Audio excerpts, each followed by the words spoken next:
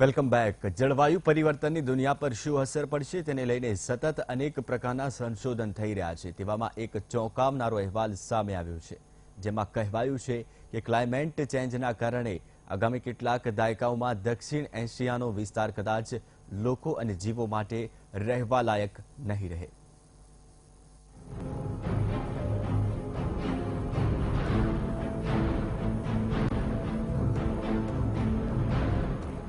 ભારત સહિતના દુનિયાભરના દેશો આજે જળવાયુ પરિવર્તનનું પરિણામ ભોગવી રહ્યા છે।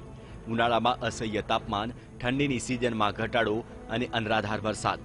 એકલું ભારત જ નહીં, વિશ્વના અન્ય દેશો પણ આ સમસ્યાનો સામનો કરી રહ્યા છે।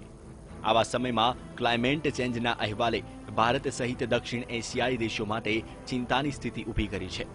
આ રિપોર્ટ પ્રમાણે દક્ષિણ એશિયાઈ દેશોમાં એટલું તાપમાન વધી જશે કે અહીં જીવન અશક્ય બની જશે। વૈજ્ઞાનિકોના દાવા અનુસાર તાપમાનમાં વધારાના કારણે સમગ્ર વિશ્વમાં ગરમી અને બફારાનું પ્રમાણ એટલું વધી જશે કે તેની અસર સીધી જીવન પ્રણાલી પર પડશે। જે વિસ્તારોમાં ક્લાઇમેટ ચેન્જના બદલાવની સૌથી વધુ અસર પડશે તેમાં ઉત્તર ભારત, બાંગ્લાદેશ અને દક્ષિણ પાકિસ્તાનનો સમાવેશ થાય છે। આ દેશોમાં વર્તમાન વસ્તી 1.5 અરબથી પણ વધુ છે। એક રિસર્ચ પ્રમાણે આ વિસ્તારોમાં ગરમીની સૌથી ખરાબ અસર ત્યારે જોવા મળશે જ્યારે તાપમાનમાં વધારા સાથે બફારો પણ સૌથી વધુ હશે। મહત્વનું છે કે ક્લાઇમેટ ચેન્જના આ બદલાવને વેટ બલ્બ તાપમાનના નામથી ઓળખવામાં આવે છે। જ્યારે વેટ બલ્બ તાપમાન 35 ડિગ્રી સેલ્સિયસ પર પહોંચશે ત્યારે માનવ શરીર ગરમી પ્રમાણે ખુદને અનુકૂળ કરી શકતું નથી। 35 ડિગ્રી વેટ બલ્બ તાપમાન હોવા પર માનવીય શરીર ખુદને બચાવવા ઠંડુ નથી થઈ શકતું અને આવી જ પરિસ્થિતિ રહેતા માણસ અમુક કલાકોમાં જ દમ તોડી શકે છે।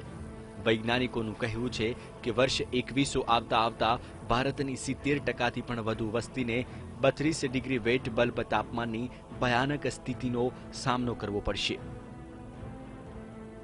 હાલ જો જળવાયુની વાત કરવામાં આવે તો ધરતીનું વેટ બલ્બ તાપમાન 31 ડિગ્રી સેલ્સિયસની ઉપર પહોંચી ચૂક્યું છે। 2015માં ઈરાનની ખાડીના વિસ્તારોમાં અંદાજિત 35 ડિગ્રી જેટલું તાપમાન પહોંચી ચૂક્યું હતું, જેના કારણે ભારત અને પાકિસ્તાનમાં અંદાજિત 3500 જેટલા લોકોના મોત થયા હતા।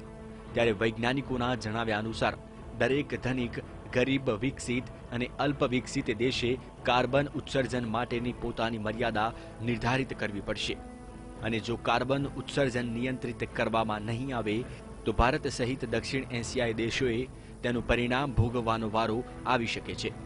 Bureau report, VTV news.